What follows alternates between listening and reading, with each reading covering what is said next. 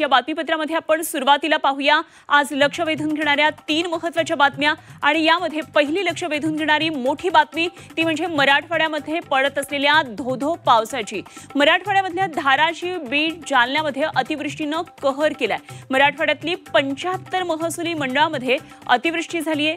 5 जणांचा मृत्यू झालेला आहे तर 100हून अधिक जनावरे दावणीमध्येच गतप्राण झाली आहेत। अजून 2 दिवस मराठवाड्यामध्ये मुसळधार पावसाचा इशारा दिलेला आहे, त्यामुळे हा धोका पुढच्या काळात आणखी वाढेल का याकडे आता सगळ्यांचं लक्ष लागलेलं आहे। दुसरी महत्त्वाची बातमी ती म्हणजे राज्य मंत्रिमंडळाच्या बैठकीबाबत। राज्य मंत्रिमंडळाची आज महत्त्वाची बैठक आहे। या बैठकीत मराठवाड्यातल्या पूरस्थितीसह शेतीच्या नुकसानीच्या आढाव्यासह विविध मुद्द्यांवर चर्चा होणार आहे। दरम्यान या बैठकीमध्ये राज्यातला ओला दुष्काळ जाहीर होणार का याकडे आता सगळ्यांचं लक्ष असेल। याबाबतची काय नेमकी घोषणा सरकार करते आहे का हे पाहावं लागणार आहे। आणि तिसरी लक्ष वेधून घेणारी महत्त्वाची बातमी ती म्हणजे वैभव खेडेकरांच्या भाजप प्रवेशाबाबतची।